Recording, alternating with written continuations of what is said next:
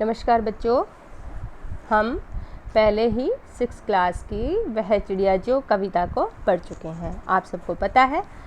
अब हम उसका सरलार्थ करने के बाद, शब्दार्थ के बाद अब हम पहुंचते हैं प्रश्न और अभ्यास पर।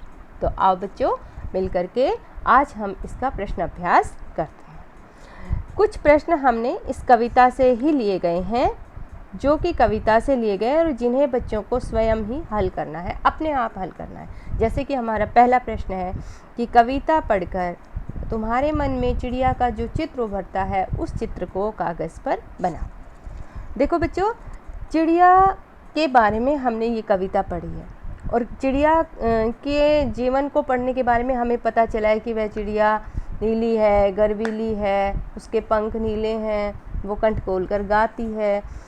अगर हमने कविता को बहुत अच्छे से पढ़ा है तो ये चित्र हम अपनी इच्छा अनुसार बना सकते हैं, जिसमें कि हमें अपनी इच्छा से रंग भरने हैं। उसके पंख नीले भी हो सकते हैं, पीले भी हो सकते हैं, उसे हम अपनी इच्छा अनुसार कर सकते हैं। तो ये पहला प्रश्न है जो आपको अपने आप ही करना है।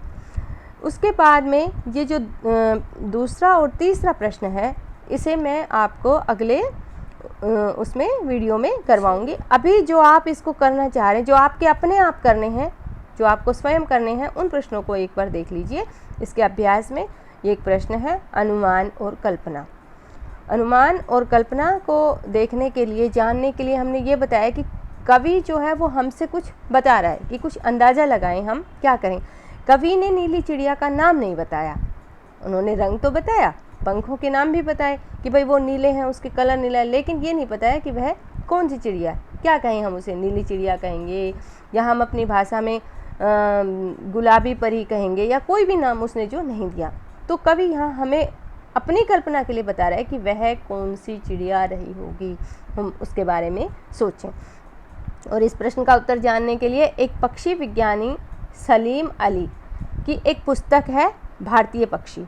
उसे हम, अगर उसमें हमारे पास समय है, हम जानने के इच्छुक हैं, तो हमें उसमें पक्षियों के बारे में बहुत कुछ जानकारी मिल सकती है, जिसमें कि ऐसे भी पक्षी हैं जो अपने यहाँ नहीं हैं, अपने यहाँ भारत में नहीं हैं, जो एशिया के उत्तरी भागों में मिलते हैं या ठंडे देशों से भारत आते हैं। तो उन पक्षियों की जानकारी के लिए हमें इस पुस्तक भारतीय पक्षी को देखना उचित होगा और उससे हमें जानकारी मिल सकती है। उसके बाद में इस कविता में ये वर्णित नीली चिड़िया शायद इनमें से एक रही होगी। ये कविता का कवि का एक अपना सुझाव है, जैसे नीलकंठ, क्योंकि उसका कंठ नीला होता है, छोटा किलकिला। ये अपने अपने स्थान के अनुसार इनके अपने अपने नाम होते हैं, जो कि हम अपने तरीके से ही उसको बोलते हैं, अपने तरीके से ही हम उसको जानते हैं। उसके आगे नीचे कुछ पक्षियों के नाम दिए हैं। यदि इसके बारे में हम आपको अगले 2 मिनट बाद हम अभी इसके बारे में आपको जानकारी देंगे। एक बच्चों ऐसा ही ये है जिसे हम अपने आप कर सकते हैं। ये हमारा प्रश्न है कि ऐसी भी कल्पना कर सकते हैं कि वह फूल का पौधा जो पीली पंखुड़ियों वाला महक रहा है, मैं हूँ, उसकी विशेषताएं मुझ में हैं, फूल के बदले कोई दूसरी चीज़ भी। ये कहने का मतलब हाँ, अनुमान लगा सकते हैं। ज़रूरी नहीं है कि भाई पीली पंखुड़ियाँ वाला पौधा ही महक रहा है, वो पंखुड़ियाँ पीली ही हों, ऐसा भी नहीं हो सकता। तो यहाँ हमने केवल अपनी उसकी विशेषताओं को देखना है, विशेषताओं के अनुसार हमें आगे बढ़ना है। उसमें नीचे कुछ लिखा है, जिसकी विशेषताओं को गिनाते हो उस चीज़ से समानता बता सकते हैं। जैसे कि कल्पना के आधार पर कोई फूलों वाली क्यारी है, या फिर जैसे चिड़िया जो है वो गर्वीली है, तो इसमें हम अपनी कल्पनाएं कर सकते हैं।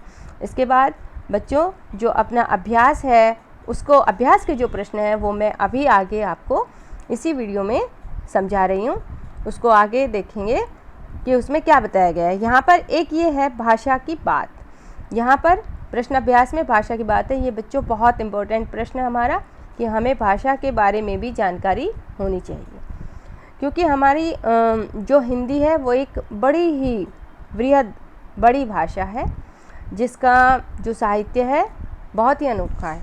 उसमें ये बताया गया है कि पंखों वाली चिड़िया, ऊपर वाली दराज, नीले पंखों वाली चिड़िया, सबसे ऊपर वाली दराज आदि आपके प्रश्न है। इनमें क्या बताया, क्या पूछा है? इनमें पूछा है कि यहाँ रेखांकित शब्द बच्चों जिनके नीचे अंडरलाइन लगी हुई है उनको रेखांकित कहते हैं, जिनके नीचे रेखा लगी हुई है।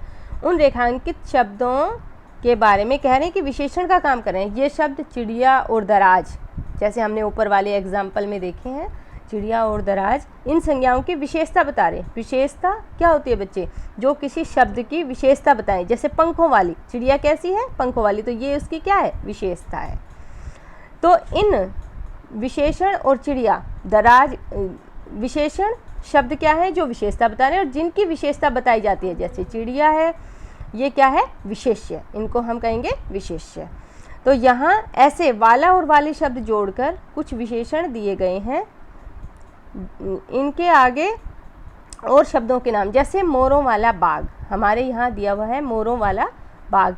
तो वो बाग ये हमारी कल्पना पे हम उसकी कैसी विशेषता देते हैं? सुंदर मोरों वाला बाग, नीले पंखों वाला मोरों वाला बाग, या सुंदर पंखों वाला बाग, इस तरह से। पेड़ों वाला घर, अब पेड़ों वाला घर हरे भरे पेड़ों वाला घर भी हो सकता है, सुंदर पेड़ों वाला घर भी हो सकता है, पुष्पयुक्त पेड़ों वाला घर भी हो सकता है। फूलों वाली क्यारी, अब फूलों वाली क्यारी खिले हुए फूल भी हो सकते हैं, गुलाबी फूलों वाली क्यारी। ये सब क्या है बच्चों? ये हैं विशेषण। ये क्या है? विशेषण। जैसे स्कूल वाला रास्ता, स्कूल वाला कच्चा रास्ता भी हो सकता है, छोटा भी हो सकता है आदि। हंसने वाला बच्चा, अब हंसने वाला बच्चा कैसा है? जो बच्चा खिलखिला करके हंस रहा है। ये हंसने की एक विशेषता है, क्योंकि बच्चे अक्सर खिलखिलाकर हंसते हैं। मूंछों वाला आदमी, काली मूंछों वाला आदमी। तो मुझे लगता है बच्चों ये आपको कुछ पंक्तियाँ समझ में आई होंगी। उसके बाद ये और है, देखो, वह चिड़िया जुंडी के दाने, इसमें कुछ ब्लैंक्स खाली स्थान दिए हैं, ये खाली जगह दी हुई है। इनमें क्या पूछा है कि इन पंक्तियों में मोटे छपे शब्दों को ध्यान से पढ़ो। पहले वाक्य में रुचि से खाने के ढंग की और दूसरे वाक्य में रस उंडेल कर गाने के ढंग की विशेषता बता रहे हैं। तो ये दोनों क्रिया विशेषण है। वाक्य में क्रिया के ढंग या रीति से संबंधित जो कार्य होते हैं वो क्रिया विशेषण कहलाते हैं। जो काम करने की विशेषता बताते हैं उन्हें क्रिया विशेषण कहते हैं। अब पहले वाक्य में सोनाली जल्दी जल्दी मुंह में लड्डू ठूंसने लगी। तो बच्चों अब इसमें क्रिया विशेषण क्या है? जल्दी जल्दी। गेंद लुढ़कती हुई झाड़ियों में चली गई। अब गेंद क्या है? गेंद तो है कर्ता, और लुढ़कती हुई, क्योंकि उसने क्या क्रिया की? वो लुढ़कती हुई जा रही है, झाड़ियों में चली गई। भूकंप के बाद जनजीवन धीरे धीरे सामान्य होने लगा। कैसे सामान्य हुआ? धीरे धीरे। ये क्रिया की विशेषता है। कोई सफ़ेद सी चीज़ धप से आंगन में आ गिरी। कैसे गिरी? धप से। टॉमी फुर्ती से चोर पर झपटा। कैसे झपटा? फुर्ती से। तेजिंदर सहम कर कोने में बैठ गया। कैसे बैठा? सहम कर।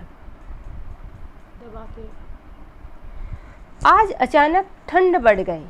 अचानक क्या हो गया? ठंड बढ़ गई। आज अचानक ठंड बढ़ गई, तो अचानक। ये सब क्या है? इनकी क्रिया विशेषण है। मुझे लगता है कि हो सकता है आपको ये समझ में आ गया होगा ये अभ्यास।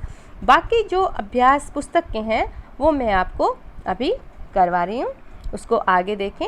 जैसे कि ये तो हम अपने आप कर सकते थे। अब ये है अगला प्रश्न कि तुम्हें कविता का कोई शीर्षक देना हो तो क्या शीर्षक देना चाहोगे? उपयुक्त सोचकर लिखें। उत्तर है कि मैं इस कविता को नीले पंखों वाली चिड़िया शीर्षक दूंगी।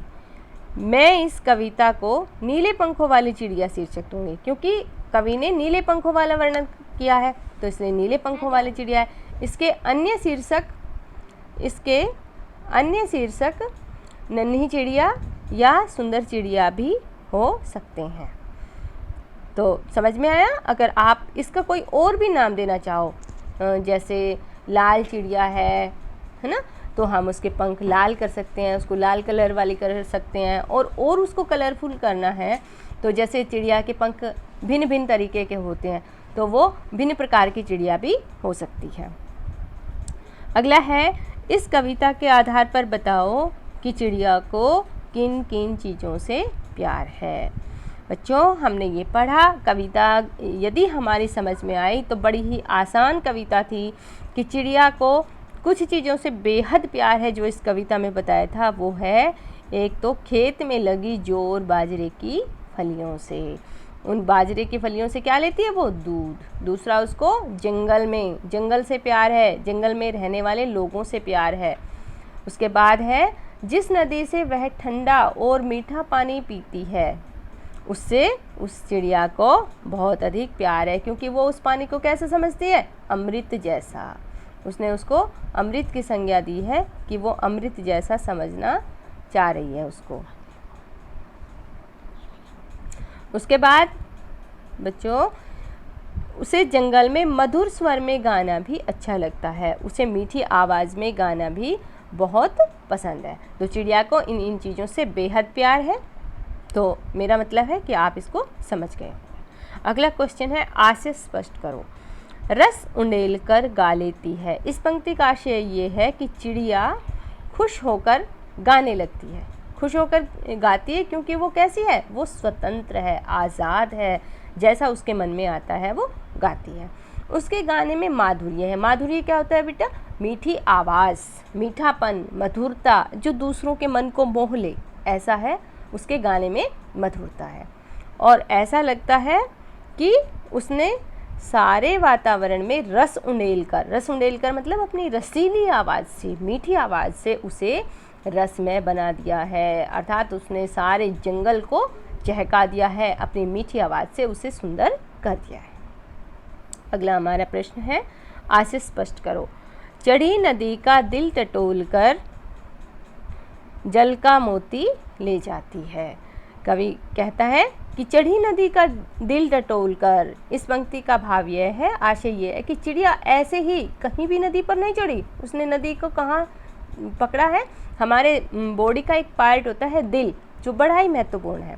तो चिड़िया ने भी नदी के दिल को छुआ है और वहाँ से एक जलकण उठाया है, जलकण, जल की बूंद, और उसे लेकर के अपनी प्यास बुझाती है। वह उफनती हुई नदी का भी ध्यान रखती है, उसका मन टटोलती है कि कहाँ पर उसका दिल है, और उसकी इच्छा का भी ध्यान रखती है। और अंत में अपनी कार्यकुशलता से, अपनी बुद्धिमता से क्या करती है, वो उस जलराशि के बीच में जल के मोती को, मोती एक अमूल्य चीज़ है, बहुमूल्य चीज़ होती है, अर्थात जल की बूंद, जिसे बड़ा ही अमृत के समान बताया। तो चिड़िया उस जल के मोती को लेती है और ढूंढ लेती है, क्योंकि उस जल से चिड़िया की प्यास बुझती है। इसलिए पानी को मोती के समान, अमृत के समान अमूल्य बताया गया है। अगला प्रश्न है बच्चों, नीचे पक्षियों के कुछ नाम दिए गए हैं। यदि कोई पक्षी एक से अधिक रंग का है तो लिखो कि उसके किस हिस्से का रंग कैसा है। यदि उसका, जैसे तोते की चोंच लाल है, तोते की चोंच लाल है, शरीर हरा है, तो ये उसके विभिन्न पार्ट हो गए, अलग अलग तरीके का है पक्षी। इसी तरह से और भी पक्षी बताए हैं, जैसे मैना। अब इन्होंने कुछ पक्षियों के हमें नाम बताए, इन्हें आप अपनी समझ से और इनके अलावा भी उन पक्षियों की पहचान कर सकते हो और उनके बारे में लिख सकते हो। तो यहाँ बताया बच्चों, मैना कैसे होती है, हल्के काले रंग की होती है। कैसी होती है, हल्के और काले रंग की होती है, और उसकी गर्दन पर हल्के धब्बे होते हैं, हल्के स्पॉट होते हैं, जिनको हम पहचान सकते हैं कि भाई ये मैना है। दूसरा है कौवा। कौवे को तो भाई कौन नहीं जानता, कौवे को तो सभी जानते हैं। कौवे का कैसा रंग होता है, क्योंकि ये काले रंग का होता है, और इसके पंख कहीं गहरे और कहीं हल्के काले होते हैं। अगला है बतख। बतख की चोंच और पाँव हल्के पीले रंग के होते हैं। हल्के से पीले क्रीम कलर के होते हैं और पूरा शरीर सफ़ेद पंखों से ढका हुआ होता है। यानी बाकी शरीर का रंग कैसा होता है? सफ़ेद होता है और पंख होते हैं वो उसके पीले, वो पाँव और चोंच हल्की सी पीली होती है। कबूतर, कबूतर को कौन नहीं जानता भाई? कबूतर को भी सभी जानते हैं कि कबूतर सलेटी रंग का होता है। सलेटी रंग कैसा होता है भाई? हल्का नीला, हल्का नीला रंग होता है। उसकी आंखें लाल होती है, पाँव गुलाबी रंग के होते हैं और पाँव गुलाबी रंग के होते हैं। उसकी गर्दन पर हल्के काले व सतरंगी, सतरंगी कह सकते हैं कि सतरंगी कह सकते हैं कि जिसमें अलग अलग तरीके के हमें रंग दिखाई दें, हल्के हल्के छाया सी नज़र आए। उसकी गर्दन पर ऐसे उसके बाल होते हैं, उसकी गर्दन पर ऐसे रोए होते हैं। और कबूतर के बारे में तो हमें पता है कि कबूतर एक ऐसा पक्षी है जो कि बिल्ली को देखकर अपनी आंखें बंद कर लेता है। हमें पता चला है कि इतना डरपोक पक्षी होता है। तो बच्चों, ये इसके बारे में हमने आपको जानकारी दी। मुझे लगता है आपको समझ आई होगी।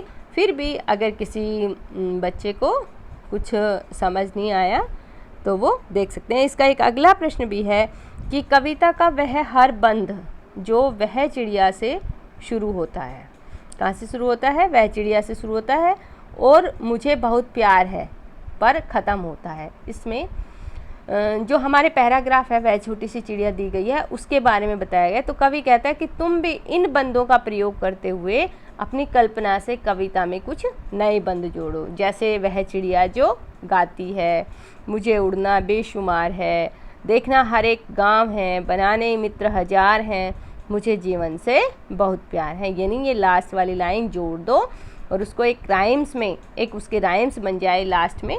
तो ऐसा हमें बनाना है। आगे बच्चों थोड़ा सा